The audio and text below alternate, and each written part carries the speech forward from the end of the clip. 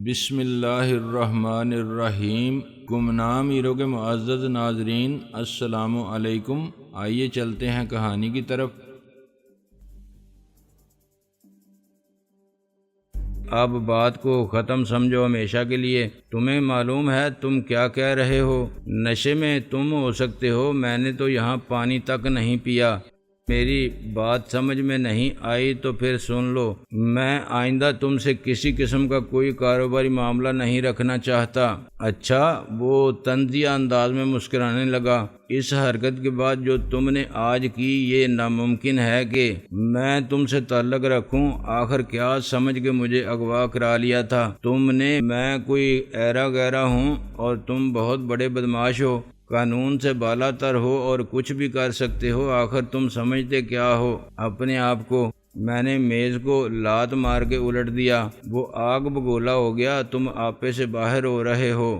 Shut up! تم نہ میرے باپ ہو اور نہ باس، میں غصے سے دھاڑ کے کہا۔ جو اپنی گلی میں شیر ہو وہ کتا ہوتا ہے۔ میں یہاں تمہارے گھر میں تم کو بتا رہا ہوں کہ میرا اور تمہارا کاروباری تعلق ختم۔ وہ مجھے خون اشام نظروں سے گھورتا رہا۔ تم جانتے ہو یہ ناممکن ہے۔ میں نے سائڈ ٹیبل پر ہاتھ مارا، وہ درمیان سے ٹوٹ گئی۔ جو پہلے ناممکن تھا وہ اب ممکن ہوگا، یہ تم بھی دیکھو گے۔ میں اب جا رہا ہوں۔ وہ بے یقینی سے میز کو دیکھتا رہا اور پھر چلانے لگا، بابر کہاں مر گیا الو کے پٹھے گارڈ؟ میں نے مسکرا کے کہا، کیا بات ہے، سب بہرے ہو گئے ہیں یا تمہاری آواز میں اثر نہیں رہا؟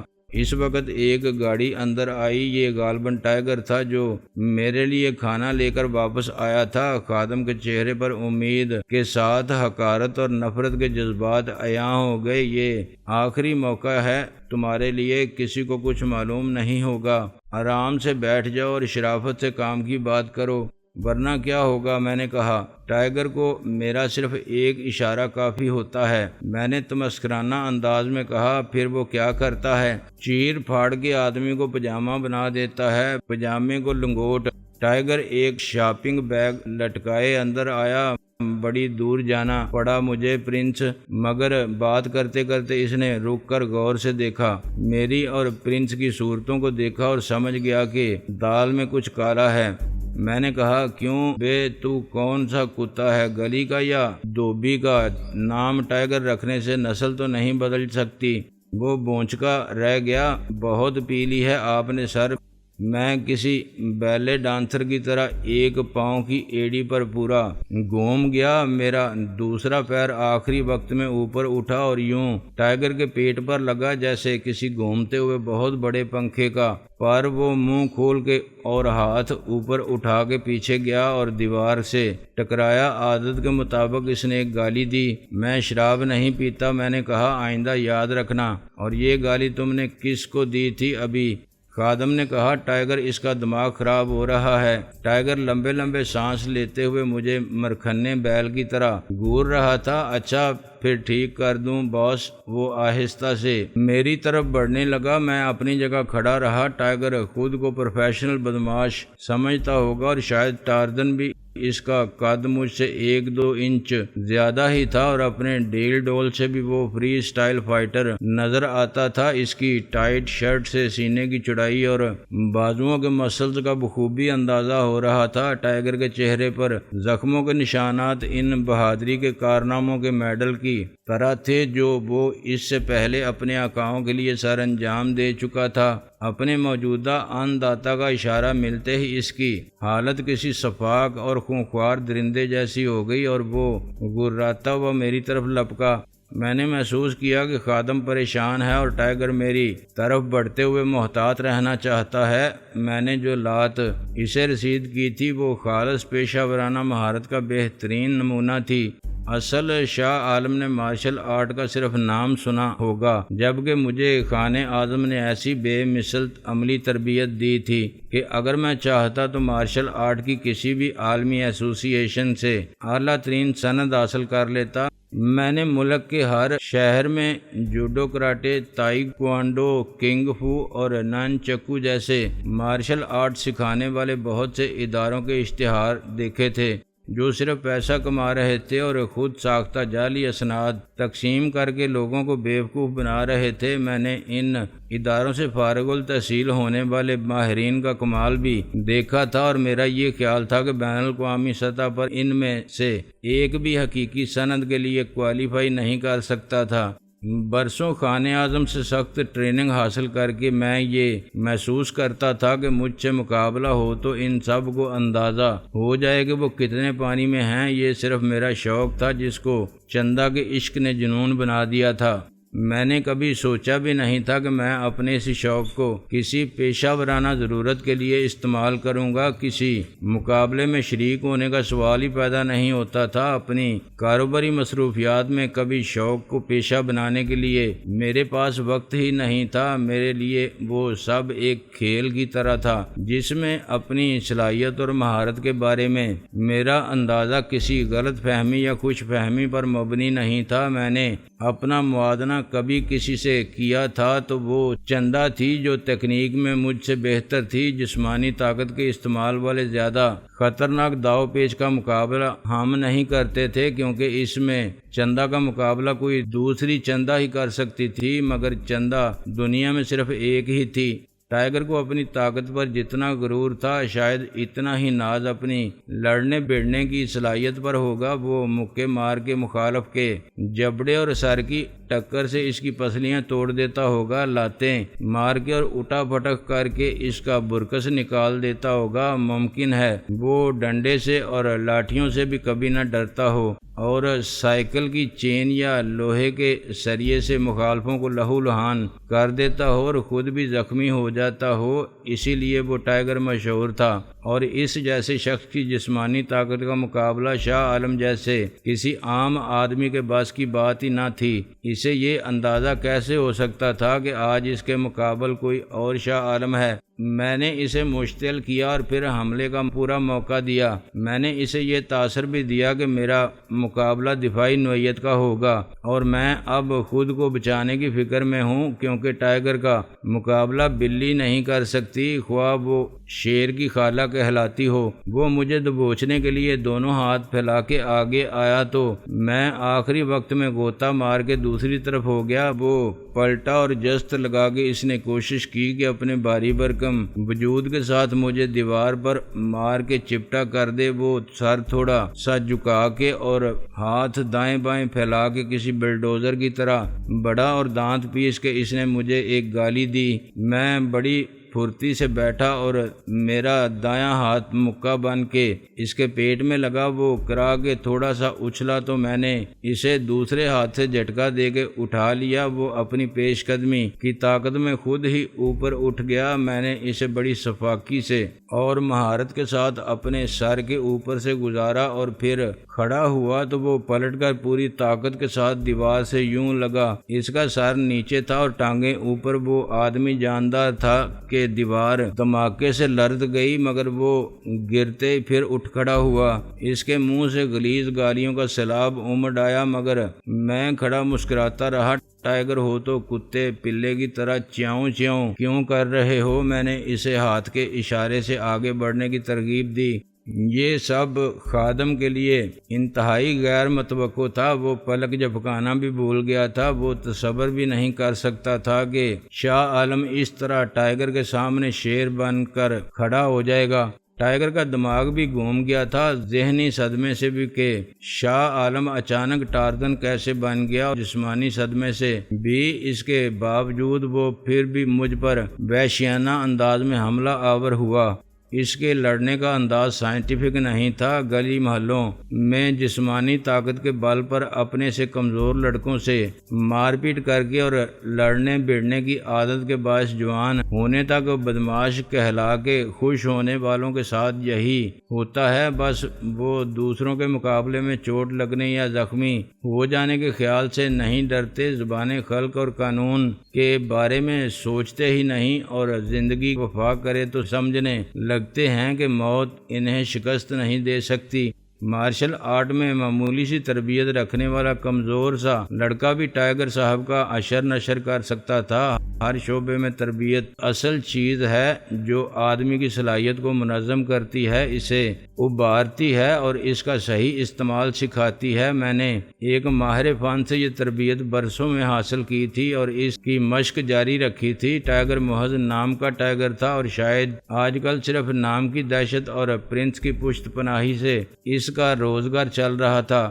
وہ پھر میری طرف بڑھا تو میں نے اسے قریب آنے کا موقع دیا۔ اس نے میرے سر پر مکہ مارنے کی کوشش کی۔ میں نے اس کی کلائی پکڑ کے جھٹکا دیا اور بازو کو موڑا تو وہ خود بخود گھوم کے میرے سامنے آ گیا اور اس کا شانہ اتر گیا تھا اور وہ درد سے بلبلا رہا تھا اور تڑپ رہا تھا۔ Stop this mister Shah, prince نے بالآخر ریوالور نکال لیا۔ میں نے دوسرے بازو سے ٹائیگر کی گردن جکڑ لی۔ بہت دیر میں خیال آیا تمہیں کہ جیب میں توپ بھی ہے۔ ٹائیگر اب ڈال کی طرح میرے سامنے تھا۔ پرنس مجھ پر گولی کیسے چلاتا؟ اسے چھوڑ دو ورنہ میں بابر کو اور گارڈ کو بلا لوں گا۔ تم نے پہلے بھی بلایا تھا انہیں مگر وہ نہیں آئے تھے۔ دوبارہ پھر کوشش کرو، بلکہ خود جا کے انہیں پکڑ لاؤ۔ آخر تم چاہتے کیا ہو؟ کیا فائدہ اس مار پیٹ کا؟ میں نے تمہیں صرف بات کرنے کے لیے بلایا تھا یا اغوا کرایا تھا؟ میں نے کہا یہ تمہیں اور تمہارے اس کتے کو پہلے سوچنا تھا کہ اس کا فائدہ کیا ہے۔ ایسے بات کرنے میں نقصان بھی ہو سکتا ہے۔ Okay, I am sorry, very sorry mister شاہ۔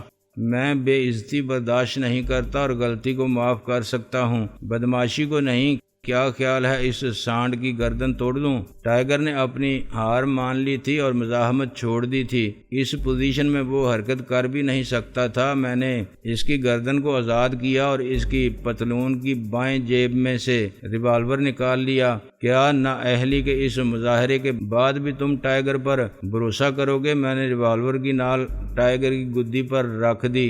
گھوڑا ریس کے قابل نہ رہے اور کتا پاگل ہو جائے تو اسے گولی مار دیتے ہیں۔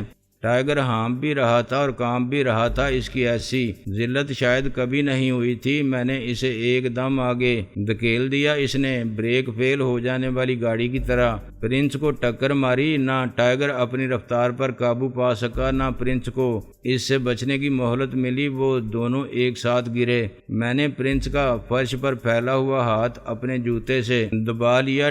ٹائیگر اٹھ کے مجھ سے چند قدم دور کھڑا ہو گیا اور اپنا شانہ دبانے لگا۔ اذیت اس کے چہرے سے عیاں تھی مگر اس سے زیادہ شرمندگی اور بے بسی کی ذلت کے باعث وہ پرنس سے نظریں نہیں ملا رہا تھا۔ پرنس نے ریوالور چھوڑ دیا اور درد سے کراہنے لگا۔ مسٹر شاہ، کیا ہو گیا ہے آخر تمہیں؟ تم پاگل ہو گئے ہو؟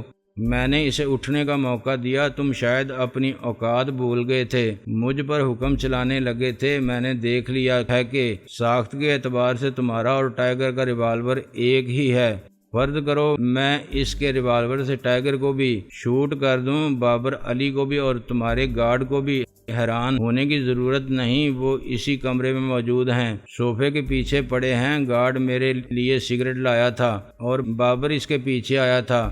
پرنس غصے اور ذلت کے احساس سے اپنے ہونٹ کاٹتا رہا۔ تمہارے 3 جان نثاروں کو مارنے کے بعد میں نے کہا میں تمہارے ریوالور میں سے 3 گولیاں نکال کے جیب میں ڈال لوں یا باہر پھینک دوں؟ ریوالور پر تمہارے فنگر پرنٹ ہیں، وہ طنزیہ لہجے میں بولا۔ اس کے بعد تم پولیس کو بلا سکتے ہو، وہ مجھے 3 افراد کے قتل کے الزام میں گرفتار کر لیں گے۔ ہاں، تمہیں ناک آؤٹ کرنے کے بعد میں رکشی کو فون پر بتا سکتا ہوں کہ وہ پولیس کے ساتھ یہاں پہنچ جائے۔ مجھے کچھ بدماش زبردستی یہاں اغوا کر لائے ہیں۔ اغوا بھی سنگین جرم ہے۔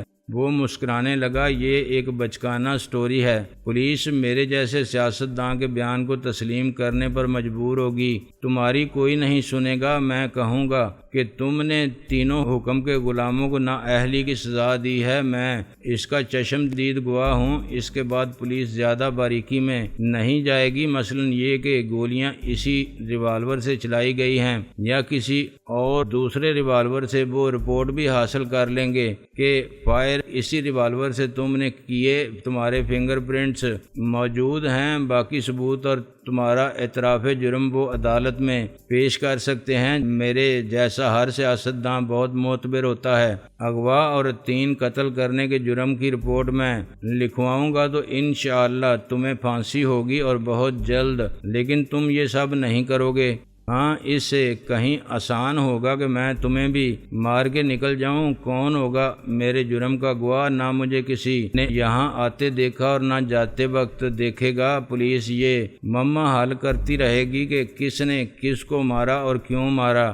میری پارٹی کے بہت سے عہدیدار گواہ ہوں گے کہ میں اس وقت ایک اعلیٰ سطح اجلاس کی صدارت میں مصروف تھا جب یہ واردات ہوئی۔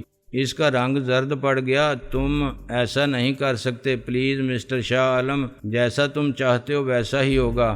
میں نے کہا اچھا، تو پھر چلو ذرا عثمان صاحب سے مل لیں، ہمارے کاروباری معاملات آج رات ہی طے ہو جائیں تو اچھا ہے۔ پرنس انکار کر ہی نہیں سکتا تھا۔ گاڑی میری تھی، ڈرائیونگ ٹائیگر نے کی، میں اور پرنس پچھلی سیٹ پر ایک ساتھ بیٹھے رہے۔ میں نے اسے راستے میں سمجھا دیا کہ عثمان کو کچھ نہ بتانے میں ہی سب کا بھلا ہے اور بتانے میں صرف پرنس کی بے عزتی ہے۔ تم اس کاروبار سے الگ ہونا چاہتے ہو؟ میں نے کہا میں چاہتا ہوں کہ تم شاہ عالم کو بھول جاؤ، جیسے وہ کبھی تمہارا بزنس پارٹنر تھا ہی نہیں۔ مگر یہ کیسے ہو سکتا ہے مسٹر شاہ عالم؟ جو بات سب جانتے ہیں، میرے اور عثمان کے علاوہ بھی بہت لوگ ہیں۔ میں نے کہا اچھا ہے، تم ہی ان کو بھی یہ بات سمجھا دو، ورنہ زیادہ خرابی ہوگی۔ خرابی تو بہت ہوگی، وہ بولا، تمہیں اس کا اندازہ ہے، پھر بھی تم ایسی بات کر رہے ہو۔ ہر خرابی دور کی جا سکتی ہے، خرابی خود کوئی چیز نہیں۔ لوگ خراب ہوتے ہیں، ان کا کاروبار یا کردار خراب ہوتا ہے، عادت خراب ہوتی ہے یا دماغ خراب ہوتا ہے۔ دماغ درست کر دیا جائے تو سب ٹھیک ہو جاتا ہے۔ ساری بات ارادے اور نیت کی ہے۔ وہ کچھ بولا نہیں، مگر اس کے لبوں کی طنز یا مسکراہٹ صاف کہتی محسوس ہوتی تھی کہ مسٹر شاہ عالم، بہت جلد تم پر واضح ہو جائے گا کہ تمہارے ارادے اور نیت پر تمہارا کوئی اختیار ہی نہیں ہے۔ ابھی تک میں شاہ عالم کی شخصیت کی نقاب میں اپنی اداکاری سے کامیاب تھا، لیکن یہ معلوم کرنے میں ناکام تھا کہ خادم عرف پرنس اور عثمان کے ساتھ اس کے کاروباری تعلق کی نوعیت کیا تھی۔ گویا کوریا کی سامسنگ یا گولڈ سٹار جیسی الیکٹرانک مصنوعات کی درآمد تیاری میں کوئی بھی بات غیر قانونی نہیں ہو سکتی تھی۔ اگر وہ اسمگلنگ کرتے تھے تو یہ موجودہ حالات میں کوئی جرم ہی نہیں رہا تھا۔ لاکھوں افراد ہانگ کانگ، سنگاپور، بینکاک کے علاوہ دنیا کے ہر ملک سے ہر قسم کی اشیاء سمندر کے راستے، ہوائی جہاز سے اور بائی روڈ لا رہے تھے۔ ہر مارکیٹ میں اسمگل کی جانے والی غیر ملکی اشیاء کی بھرمار نے ملکی انڈسٹری کا بیڑا غرق کر دیا تھا۔